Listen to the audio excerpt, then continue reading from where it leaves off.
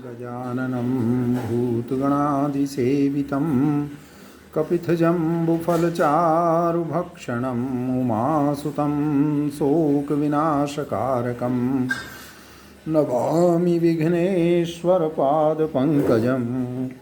ॐ वक्रतुण्डमहाकाय सूर्यकोटिसम्प्रभ निर्विघ्नं कुरु मे देव सर्वकार्येषु सर्वदा।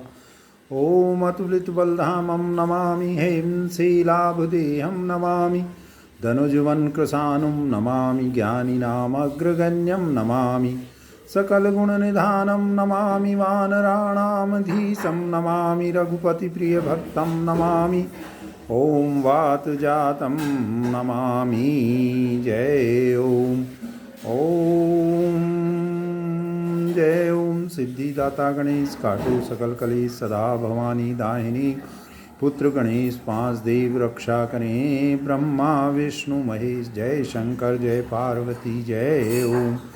ओम श्री राम रामाय नमः। ओम श्री राम सीताय नमः। ओम श्री राम चंद्राय नमः। जय ओम शिव ओम शिव ओम शिव ओम। यदि मनुष्य विश्वास करे तो कलयुग के समान दूसरा युग नहीं है, क्योंकि इस युग में श्री राम जी के निर्मल गुण समूहों को गा गा कर मनुष्य बिना ही परिश्रम संसार रूपी समुद्र से तर जाता है। धर्म के चार चरण प्रसिद्ध हैं, सत्य दया तप और दान, जिनमें से कली में एक दान रूपी चरण ही प्रधान है। जिस किसी प्रकार से भी दिए जाने पर दान कल्याण ही करता है। श्री राम जी की माया से प्रेरित होकर सबके हृदयों में सभी युगों के धर्म नित्य होते रहते हैं। शुद्ध सत्वगुण समता विज्ञान और मन का प्रसन्न होना, इसे सत्य युग का प्रभाव जाने। सत्वगुण अधिक हो, कुछ रजोगुण हो, कर्मों में प्रीति हो, सब प्रकार से सुख हो, यह त्रेता का धर्म है। रजोगुण बहुत हो, सत्वगुण बहुत ही थोड़ा हो, कुछ तमोगुण हो, मन में हर्ष और भय हो, यह द्वापर का धर्म है। तमोगुण बहुत हो, रजोगुण थोड़ा हो, चारों ओर बैर विरोध हो, यह कलयुग का प्रभाव है। पंडित लोग युगों के धर्म को मन में जान पहचान कर अधर्म छोड़कर धर्म में प्रीति करते हैं। जिसका श्री रघुनाथ जी के चरणों में अत्यंत प्रेम है, उसको युग धर्म नहीं व्यापते। हे पक्षीराज, नट बाजीगर का किया हुआ कपट चरित्र इंद्रजाल देखने वालों के लिए बड़ा विकट होता है, पर नट के सेवक जम्बूरे को उसकी माया नहीं व्यापती। श्री हरि की माया के द्वारा रचे हुए दोष और गुण श्री हरि के भजन बिना नहीं जाते। मन में ऐसा विचार कर सब कामनाओं को छोड़कर निष्काम भाव से श्री राम जी का भजन करना चाहिए। हे पक्षीराज, उस कली काल में मैं बहुत वर्षों तक अयोध्या में रहा। एक बार वहाँ अकाल पड़ा, तब मैं विपत्ति का मारा विदेश चला गया। हे सर्पों के शत्रु गरुड़ जी, सुनिए, मैं दीन मलिन दरिद्र और दुखी होकर उज्जैन गया। कुछ काल बीतने पर कुछ संपत्ति पाकर फिर मैं वहीं भगवान शंकर की आराधना करने लगा। एक ब्राह्मण वेद विधि से सदा शिव जी की पूजा करते, उन्हें दूसरा कोई काम न था। वे परम साधु और परमार्थ के ज्ञाता थे। वे शंभु के उपासक थे, पर श्री हरि की निंदा करने वाले न थे। मैं कपटपूर्वक उनकी सेवा करता। ब्राह्मण बड़े ही दयालु और नीति के घर थे। हे स्वामी, बाहर से नम्र देखकर ब्राह्मण मुझे पुत्र की भांति मानकर पढ़ाते थे। उन ब्राह्मण श्रेष्ठ ने मुझको शिवजी का मंत्र दिया और अनेकों प्रकार के शुभ उपदेश किए। मैं शिवजी के मंदिर में जाकर मंत्र जपता। मेरे हृदय में दंभ और अहंकार बढ़ गया। मैं दुष्ट नीच जाति और पापमयी मलिन बुद्धि वाला मोहवश श्री हरि के भक्तों और द्विजों को देखते ही जल उठता और विष्णु भगवान से द्रोह करता था। गुरुजी मेरे आचरण देखकर दुखित थे। वे मुझे नित्य ही भली भांति समझाते, पर मैं भी नहीं समझता। उल्टे मुझे अत्यंत क्रोध उत्पन्न होता। दंभी को कभी नीति अच्छी लगती है। एक बार गुरुजी ने मुझे बुला लिया और बहुत प्रकार से परमार्थ नीति की शिक्षा दी कि हे पुत्र, शिवजी की सेवा का फल यही है कि श्री राम जी के चरणों में प्रगाढ़ भक्ति हो। हे तात, शिवजी और ब्रह्मा जी भी श्री राम जी को भजते हैं, फिर नीच मनुष्य की तो बात ही कितनी है। ब्रह्मा जी और शिव जी जिनके चरणों के प्रेमी हैं, अरे अभागे उनसे द्रोह करके तू सुख चाहता है। गुरुजी ने शिव जी को हरि का सेवक कहा। यह सुनकर हे पक्षीराज मेरा हृदय जल उठा। नीच जाति का मैं विद्या पाकर ऐसा हो गया जैसे दूध पिलाने से सांप। अभिमानी, कुटिल, दुर्भाग्य और कुजाति मैं दिन रात गुरुजी से द्रोह करता। गुरुजी अत्यंत दयालु थे, उनको थोड़ा सा भी क्रोध नहीं आता। मेरे द्रोह करने पर भी वे बार बार मुझे उत्तम ज्ञान की ही शिक्षा देते थे। नीच मनुष्य जिससे बड़ाई पाता है वह सबसे पहले उसी को मारकर उसी का नाश करता है। हे भाई सुनिए, आग से उत्पन्न हुआ धुआं मेघ की पदवी पाकर उसी अग्नि को बुझा देता है। धूल रास्ते में निरादर से पड़ी रहती है और सदा सब राह चलने वालों के लातों की मार सहती है, पर जब पवन उसे उड़ाता ऊंचा उठाता है तो सबसे पहले वे उसी पवन को भर देती है और फिर राजाओं के नेत्रों और किरीटों पर पड़ती है। हे पक्षीराज, गरुड़ जी सुनिए, ऐसी बात समझकर बुद्धिमान लोग अधम नीच का संग नहीं करते। कवि और पंडित ऐसी नीति कहते हैं कि दुष्ट से न कलह ही अच्छा है और न प्रेम ही अच्छा है। हे गोसाई, उससे तो सदा उदासीन ही रहना चाहिए। दुष्ट को कुत्ते की तरह दूर से ही त्याग देना चाहिए। मैं दुष्ट था, हृदय में कपट और कुटिलता भरी थी, इसीलिए यद्यपि गुरुजी हित की बात कहते थे पर मुझे वह सुहाती न थी। एक दिन मैं शिवजी के मंदिर में शिव नाम जप रहा था। उसी समय गुरुजी वहाँ आए, पर अभिमान के मारे मैंने उठकर उनको प्रणाम नहीं किया। गुरुजी दयालु थे, मेरा दोष देखकर भी उन्होंने कुछ नहीं कहा। उनके हृदय में लेस मात्र भी क्रोध नहीं हुआ। पर गुरु का अपमान बहुत बड़ा पाप है, अतः महादेव जी उसे सह नहीं सके। मंदिर में आकाशवाणी हुई कि अरे हतभाग्य, मूर्ख, अभिमानी, यद्यपि तेरे गुरु को क्रोध नहीं है, वे अत्यंत कृपालु चित्त के हैं और उन्हें पूर्ण तथा यथार्थ ज्ञान है, तो भी हे मूर्ख, तुझको मैं शाप दूंगा, क्योंकि नीति का विरोध मुझे अच्छा नहीं लगता। अरे दुष्ट, यदि मैं तुझे दंड न दूं तो मेरा वेद मार्ग ही भ्रष्ट हो जाए। जो मूर्ख गुरु से ईर्ष्या करते हैं वे करोड़ों युगों तक रोरव नरक में पड़े रहते हैं। फिर वहाँ से निकलकर वे त्रियक, पशु पक्षी आदि योनियों में शरीर धारण करते हैं और 10,000 जन्मों तक दुख पाते रहते हैं। अरे पापी, तू गुरु के सामने अजगर की भांति बैठा रहा। रे दुष्ट, तेरी बुद्धि पाप से ढक गई है, अतः तू सर्प हो जा। और अरे अधम से भी अधम, इस अधोगति सर्प की नीची योनि को पाकर किसी बड़े भारी पेड़ के खोखले में जाकर रहे। शिव जी का भयानक शाप सुनकर गुरुजी ने हाहाकार किया। मुझे कांपता हुआ देखकर उनके हृदय में बड़ा संताप उत्पन्न हुआ। प्रेम सहित दंडवत करके वे ब्राह्मण श्री शिवजी के सामने हाथ जोड़कर मेरी भयंकर गति का विचार कर गदगद वाणी से विनती करने लगे। हे मोक्ष स्वरूप, विभु, व्यापक, ब्रह्म और वेद स्वरूप, ईशान दिशा के ईश्वर तथा सबके स्वामी श्री शिव जी, मैं आपको नमस्कार करता हूँ। निज स्वरूप में स्थित अर्थात मायादि रहित, माइक गुणों से रहित, भेद रहित, इच्छा रहित, चेतन आकाश रूप एवं आकाश को ही वस्त्र रूप में धारण करने वाले दिगंबर आपको मैं भजता हूँ। निराकार ओंकार के मूल तूर्य, वाणी, ज्ञान और इंद्रियों से परे, कैलाशपति, विकराल, महाकाल के भी काल, कृपालु, गुणों के धाम, संसार से परे आप परमेश्वर को मैं नमस्कार करता हूँ। जो हिमाचल के समान गौर वर्ण तथा गंभीर हैं, जिनके शरीर में करोड़ों कामदेवों की ज्योति एवं शोभा है, जिनके सिर पर सुंदर नदी गंगा जी विराजमान हैं, जिनके ललाट पर द्वितीया का चंद्रमा और गले में सर्प सुशोभित है, जिनके कानों में कुंडल हिल रहे हैं, सुंदर भ्रकुटी और विशाल नेत्र हैं, जो प्रसन्न मुख, नीलकंठ और दयालु हैं, सिंह चर्म का वस्त्र धारण किए और मुंडमाला पहने हैं, उन सबके प्यारे और सबके नाथ, कल्याण करने वाले श्री शंकर जी को मैं भजता हूँ। प्रचंड रुद्र रूप, श्रेष्ठ तेजस्वी परमेश्वर, अखंड अजन्मा, करोड़ों सूर्य के समान, प्रकाश वाले तीनों प्रकार के शूलों को निर्मूल करने वाले, हाथ में त्रिशूल धारण किए, भाव प्रेम के द्वारा प्राप्त होने वाले भवानी के पति श्री शंकर जी को मैं भजता हूँ। जय सिया राम, जय सिया राम, जय शंकर, जय शंकर, जय शंकर, जय सिया राम, जय जय सिया राम, जय सिया राम, जय जय सिया राम, जय सिया राम, जय जय सिया राम। कलाओं से परे कल्याण स्वरूप, कल्प का अंत करने वाले, प्रलय करने वाले, सज्जनों को सदा आनंद देने वाले, त्रिपुर के शत्रु, सच्चिदानंद घन, मोह को हरने वाले, मन को मथ डालने वाले, कामदेव के शत्रु, हे प्रभु प्रसन्न होजिए, प्रसन्न होजिए।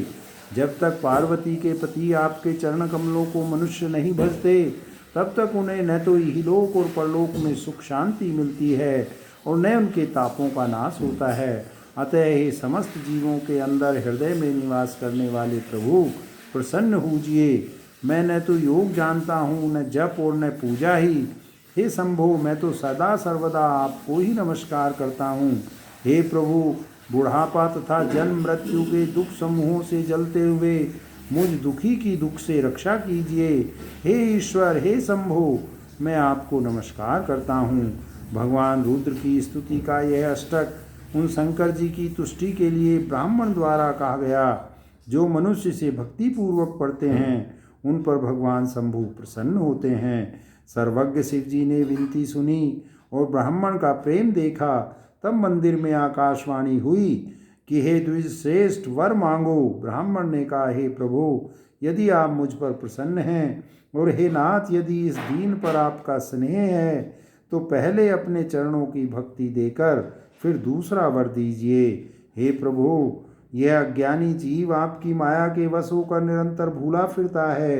हे कृपा के समुद्र भगवान, उस पर क्रोध न कीजिए। हे दीनों पर दया करने वाले कल्याणकारी शंकर, अब इस पर कृपालु होइए, कृपा कीजिए, जिससे हे नाथ थोड़े ही समय में इस पर शाप के बाद अनुग्रह शाप से मुक्ति हो जाए। हे कृपा निधान, अब वही कीजिए जिससे इसका परम कल्याण हो। दूसरे के हित से सनी हुई ब्राह्मण की वाणी सुनकर फिर आकाशवाणी हुई, एवमस्तु, ऐसा ही हो। यद्यपि इसने भयानक पाप किया है और मैंने भी इसे क्रोध करके शाप दिया है, तो भी तुम्हारी साधुता देखकर मैं इस पर विशेष कृपा करूँगा। हे द्विज, जो क्षमाशील और परोपकारी होते हैं वे मुझे वैसे ही प्रिय हैं जैसे खरारी श्री रामचंद्र जी। हे द्विज, मेरा साफ व्यर्थ नहीं जाएगा, यह 1000 जन्म अवश्य पावेगा, परंतु जन्मने और मरने में जो दुसह दुख होता है, इसको वह दुख जरा भी न व्यापेगा और किसी भी जन्म में इसका ज्ञान नहीं मिटेगा। हे शूद्र, मेरा प्रामाणिक वचन सुन। प्रथम तो तेरा जन्म श्री रघुनाथ जी की पुरी में हुआ, फिर तूने मेरी सेवा में मन लगाया। पुरी के प्रभाव और मेरी कृपा से तेरे हृदय में राम भक्ति उत्पन्न होगी। हे भाई, अब मेरा सत्य वचन सुन। द्विजों की सेवा ही भगवान को प्रसन्न करने वाला व्रत है। अब कभी ब्राह्मण का अपमान न करना, संतों को अनंत श्री भगवान ही के समान जानना। इंद्र के वज्र, मेरे विशाल त्रिशूल, काल के दंड और श्री हरि के विकराल चक्र के मारे भी जो नहीं मरता वह भी विप्र द्रोह रूपी अग्नि से भस्म हो जाता है। ऐसा विवेक मन में रखना, फिर तुम्हारे लिए जगत में कुछ भी दुर्लभ न होगा। मेरा एक और भी आशीर्वाद है कि तुम्हारी सर्वत्र अबाध गति होगी, अर्थात तुम जहाँ जाना चाहोगे वहीं बिना रोक टोक के जा सकोगे। आकाशवाणी के द्वारा शिव जी के वचन सुनकर गुरुजी हर्षित होकर ऐसा ही हो यह कहकर मुझे बहुत समझाकर और शिव जी के चरणों को हृदय में रखकर अपने घर गए। काल की प्रेरणा से मैं विंध्याचल में जाकर सर्प हुआ। फिर कुछ काल बीतने पर बिना ही परिश्रम के मैंने वह शरीर त्याग दिया। हे हरिवाहन, मैं जो भी शरीर धारण करता उसे बिना ही परिश्रम वैसे ही सुखपूर्वक त्याग देता था जैसे मनुष्य पुराना वस्त्र त्याग देता है और नया पहन लेता है। शिव जी ने वेद की मर्यादा की रक्षा की और मैंने क्लेश भी नहीं पाया। इस प्रकार हे पक्षीराज, मैंने बहुत से शरीर धारण किए, पर मेरा ज्ञान नहीं गया।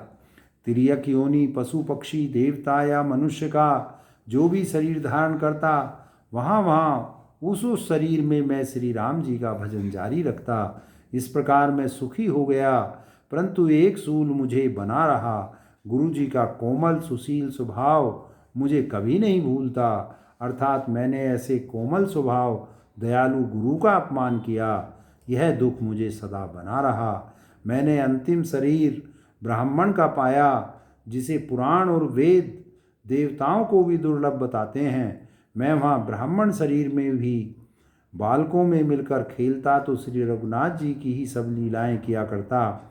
सयाना होने पर पिताजी मुझे पढ़ाने लगे। मैं समझता, सुनता और विचारता, पर मुझे पढ़ना अच्छा नहीं लगता था। मेरे मन से सारी वासनाएं भाग गईं, केवल श्री राम जी के चरणों में लव लग गई। हे गरुड़ जी, कहिए ऐसा कौन भागा होगा जो कामधेनु को छोड़कर गदही की सेवा करेगा। प्रेम में मग्न रहने के कारण मुझे कुछ भी नहीं सुहाता। पिताजी पढ़ा पढ़ा कर हार गए।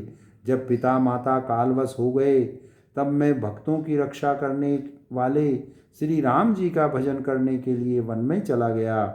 वन में जहाँ जहाँ मुनीश्वरों के आश्रम पाता, वहाँ वहाँ जा जाकर उन्हें सिर नवाता। हे गरुड़ जी, उनसे मैं श्री राम जी के गुणों की कथाएं पूछता। वे कहते और मैं हर्षित होकर सुनता।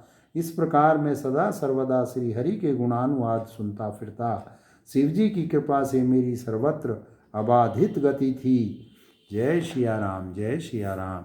मेरी तीनों प्रकार की, पुत्र की, धन की और मान की गहरी प्रबल वासनाएं छूट गई, और हृदय में एक ही लालसा अत्यंत बढ़ गई कि जब श्री राम जी के चरण कमलों के दर्शन करूं, तब अपना जन्म सफल हुआ समझूं। जिनसे मैं पूछता, वे ही मुनि ऐसा कहते कि ईश्वर सर्वभूत में है। यह निर्गुण मत मुझे नहीं सुहाता था। हृदय में सगुण ब्रह्म पर प्रीति बढ़ रही थी। गुरु जी के वचनों का स्मरण करके मेरा मन श्री राम जी के चरणों में लग गया। मैं क्षण क्षण नया नया प्रेम प्राप्त करता हुआ श्री रघुनाथ जी का यश गाता फिरता था। सुमेरु पर्वत के शिखर पर बड़ की छाया में लोमस मुनि बैठे थे। उन्हें देखकर मैंने उनके चरणों में सिर नवाया और अत्यंत दीन वचन कहे। हे पक्षीराज, मेरे अत्यंत नम्र और कोमल वचन सुनकर कृपालु मुनि मुझसे आदर के साथ पूछने लगे, हे ब्राह्मण, आप किस कार्य से यहाँ आए हैं। तब मैंने कहा, हे कृपानिधि, आप सर्वज्ञ हैं और सुजान हैं। हे भगवान, मुझे सगुण ब्रह्म की आराधना की प्रक्रिया कहिए। तब हे पक्षीराज, मुनीश्वर ने श्री रघुनाथ जी के गुणों की कुछ कथाएं आदर सहित कहीं। फिर वे ब्रह्म ज्ञान परायण विज्ञानवान मुनि मुझे परम अधिकारी जानकर ब्रह्म का उपदेश करने लगे। वह अजन्मा है, अद्वैत है, निर्गुण है और हृदय का स्वामी है, अंतर्यामी है। उसे कोई बुद्धि के द्वारा माप नहीं सकता। वह इच्छा रहित, नाम रहित, रूप रहित, अनुभव से जानने योग्य, अखंड और उपमा रहित है। वह मन और इंद्रियों से परे, निर्मल, विनाश रहित, निर्विकार, सीमा रहित और सुख की राशि है। वेद ऐसा गाते हैं कि वही तू है, तत्वमसी। जल और जल की लहर की भांति उसमें और तुझ में कोई भेद नहीं है। मुनि ने मुझे अनेकों प्रकार से समझाया, पर निर्गुण मत मेरे हृदय में नहीं बैठा। मैंने फिर मुनि के चरणों में सिर नवाकर कहा, हे मुनीश्वर, मुझे सगुण ब्रह्म की उपासना कहिए। मेरा मन राम भक्ति रूपी जल में मछली हो रहा है, उसी में रम रहा है। हे चतुर मुनीश्वर, ऐसी दशा में वह उससे अलग कैसे हो सकता है। आप दया करके मुझे वही उपदेश उपाय कहिए जिससे मैं श्री रघुनाथ जी को अपनी आँखों से देख सकूं। पहले नेत्र भरकर श्री अयोध्यानाथ को देखकर तब निर्गुण का उपदेश सुनूंगा। मुनि ने फिर अनुपम हरि कथा कहकर सगुण मत का खंडन करके निर्गुण का निरूपण किया। तब मैं निर्गुण मत को हटाकर काट कर बहुत हट करके सगुण का निरूपण करने लगा। मैंने उत्तर प्रत्युत्तर किया। इससे मुनि के शरीर में क्रोध के चिन्ह उत्पन्न हो गए। हे प्रभु सुनिए, बहुत अपमान करने पर ज्ञानी के भी हृदय में क्रोध उत्पन्न हो जाता है। यदि कोई चंदन की लकड़ी को बहुत अधिक रगड़े तो उससे भी अग्नि प्रकट हो जाएगी। मुनि बार बार क्रोध सहित ज्ञान का निरूपण करने लगे। तब मैं बैठा बैठा अपने मन में अनेकों प्रकार के अनुमान करने लगा। बिना द्वैत बुद्धि के क्रोध कैसा, और बिना ज्ञान के क्या द्वैत बुद्धि हो सकती है। माया के वश रहने वाला परिच्छिन्न जड़ जीव क्या ईश्वर के समान हो सकता है। सबका हित चाहने से क्या कभी दुख हो सकता है। जिसके पास पारस मणि है उसके पास क्या दरिद्रता रह सकती है। दूसरे से द्रोह करने वाले क्या निर्भय हो सकते हैं, और कामी क्या कलंक रहित बेदाग रह सकते हैं। ब्राह्मण का बुरा करने से क्या वंश रह सकता है। स्वरूप की पहचान आत्मज्ञान होने पर क्या आसक्ति पूर्वक कर्म हो सकते हैं। दुष्टों के संग से क्या किसी के सुबुद्धि उत्पन्न हुई है। पर स्त्रीगामी क्या उत्तम गति पा सकता है। परमात्मा को जानने वाले कहीं जन्म मरण के चक्कर में पड़ सकते हैं। भगवान की निंदा करने वाले कभी सुखी हो सकते हैं। नीति बिना जाने क्या राज्य रह सकता है। श्री हरि के चरित्र वर्णन करने पर क्या पाप रह सकते हैं। बिना पुण्य के क्या पवित्र यश प्राप्त हो सकता है। बिना पाप के भी क्या कोई अपयश पा सकता है। जिसकी महिमा वेद संत और पुराण गाते हैं, उस हरि भक्ति के समान क्या कोई दूसरा लाभ भी है। हे भाई, जगत में क्या इसके समान दूसरी भी कोई हानि है कि मनुष्य का शरीर पाकर भी श्री राम जी का भजन न किया जाए। चुगलखोरी के समान क्या कोई दूसरा पाप है। और हे गरुड़ जी, दया के समान क्या दूसरा कोई धर्म है। इस प्रकार मैं अनगिनत युक्तियां मन में विचारता था और आदर के साथ मुनि का उपदेश नहीं सुनता था। जब मैंने बार बार सगुण का पक्ष स्थापित किया, तब मुनि क्रोध युक्त वचन बोले, अरे मूढ़, मैं तुझे सर्वोत्तम शिक्षा देता हूँ, तो भी तू उसे नहीं मानता और बहुत से उत्तर प्रत्युत्तर दलीलें लाकर रखता है। मेरे सत्य वचन पर विश्वास नहीं करता, कोए की भांति सभी से डरता है। अरे मूर्ख, तेरे हृदय में अपने पक्ष का बड़ा भारी हठ है, अतः तू शीघ्र चांडाल पक्षी कौवा हो जा। मैंने आनंद के साथ मुनि के सांप को सिर पर चढ़ा लिया। उससे मुझे न कुछ भय हुआ और न दीनता ही आई। तब मैं तुरंत ही कौवा हो गया। फिर मुनि के चरणों में सिर नवाकर और रघुकुल शिरोमणि श्री राम जी का स्मरण करके मैं हर्षित होकर उड़ चला। शिव जी कहते हैं, हे उमा, जो श्री राम जी के चरणों के प्रेमी हैं और काम अभिमान तथा क्रोध से रहित हैं, वे जगत को अपने प्रभु से भरा हुआ देखते हैं, फिर वे किससे वैर करें। काकभुसुंडी जी ने कहा, हे पक्षीराज गरुड़ जी, सुनिए, इसमें ऋषि का कुछ भी दोष नहीं था। रघुवंश के विभूषण श्री राम जी ही सबके हृदय में प्रेरणा करने वाले हैं।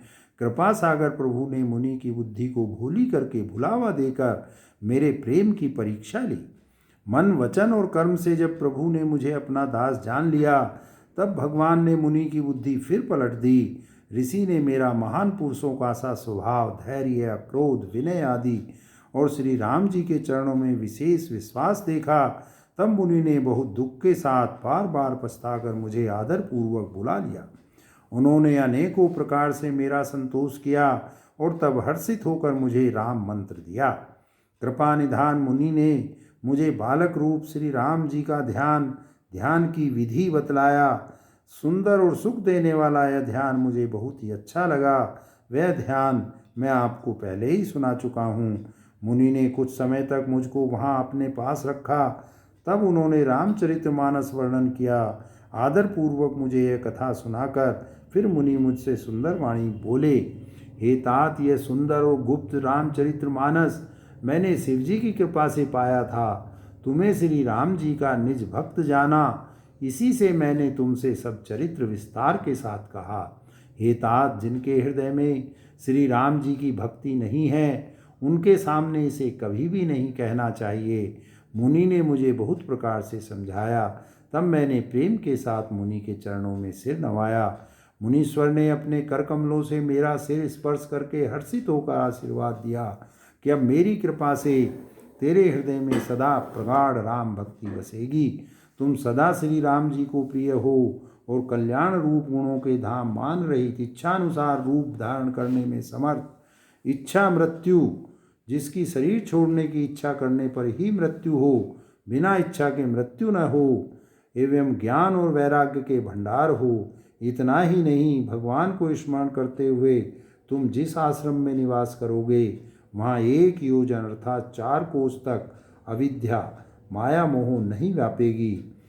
काल, कर्म, गुण, दोष और स्वभाव से उत्पन्न कुछ भी दुख तुमको कभी नहीं व्यापेगा।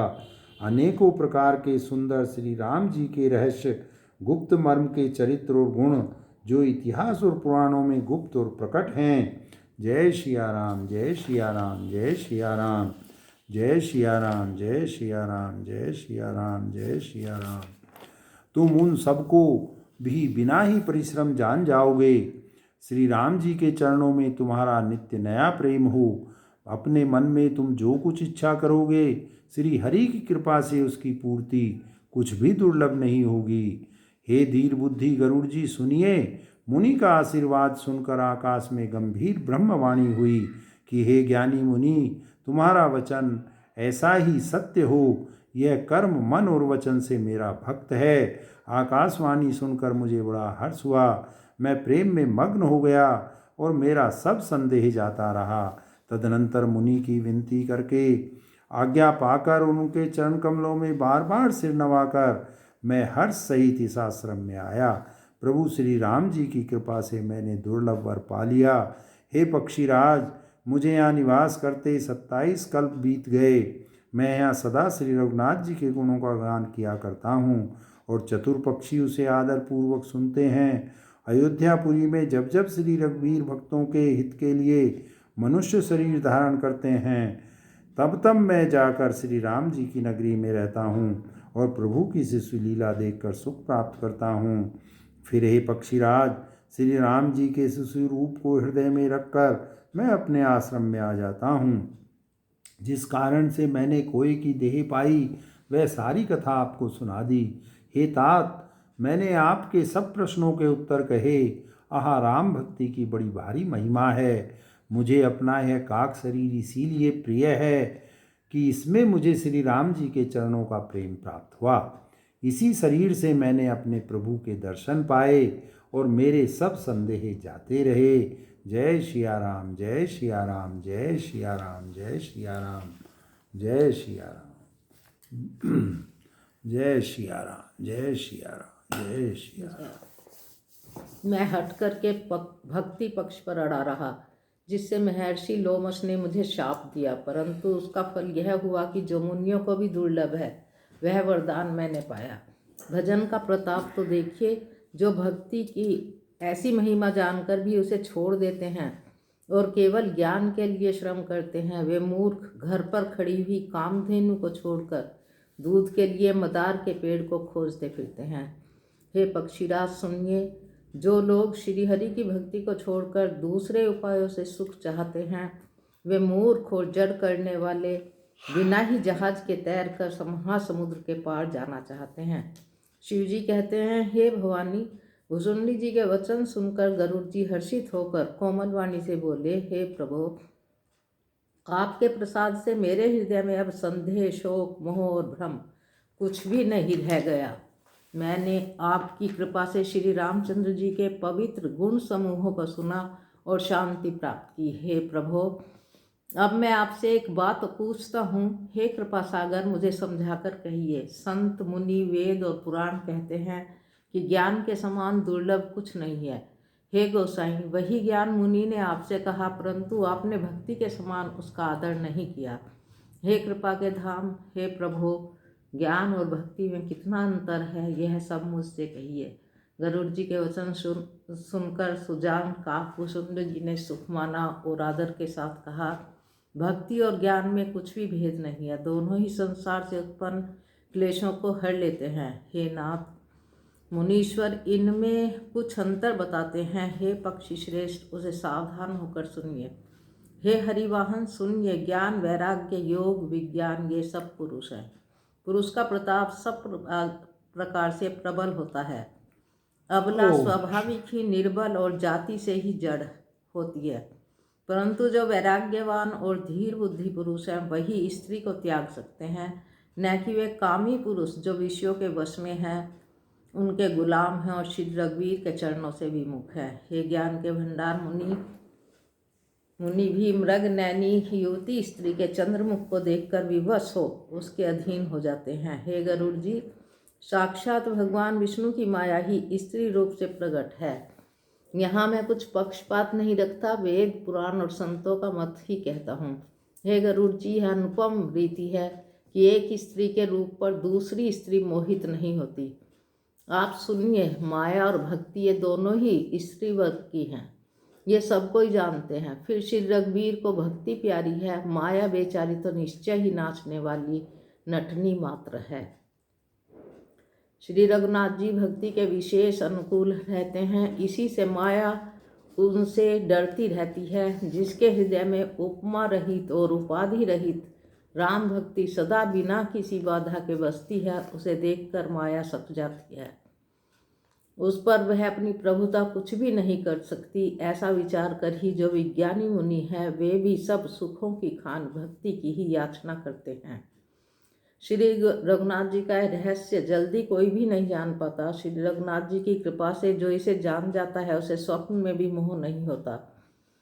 हे सुचतुर गरुड़ जी, ज्ञान और भक्ति का और भी भेद सुनिए, जिसके सुनने से श्री राम जी के चरणों में सदा अविच्छिन्न प्रेम हो जाता है। हे तात, यह अकथनीय कहानी सुनिए, यह समझते ही बनती है, कहा नहीं जा सकता। जीव ईश्वर का अंश है, अतएव वह अविनाशी, चेतन, निर्मल और स्वभाव से ही सुख की राशि है। हे गोसाई, वह माया के वशीभूत होकर तोते और वानर की भांति अपने आप ही बंध गया। इस प्रकार जड़ और चेतन में ग्रंथि पड़ गई। यद्यपि वह ग्रंथि मिथ्या ही है, तथापि उसके छूटने में कठिनता है। तभी से जीव संसारी जन्मने और मरने वाला हो गया। अब ना तो गांठ छूटती है और ना वह सुखी होता है।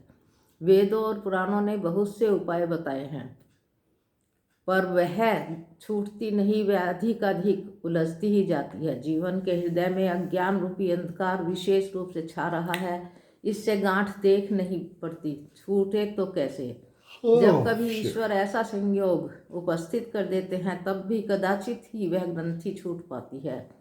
श्री हरि की कृपा से यदि सात्विक श्रद्धा रूपी सुंदर गो हृदय में आकर बस जाए, असंख्य जप तप व्रत यम और नियम आदि शुभ कर्म और आचार जो श्रुतियों ने कहे हैं, उन्हीं हरे तृणों को जब वह गो चरे और आसक्ति भाव रूपी छोटे बछड़े को पाकर वह पेन्हावे निवृत्ति, सांसारिक विषयों से और प्रपंच से हटना, नोई गाय के दूहते समय पिछले पैर बांधने की रस्सी है विश्वास, दूध दूहने का बर्तन है निर्मल निष्पाप मन, जो स्वयं अपना दास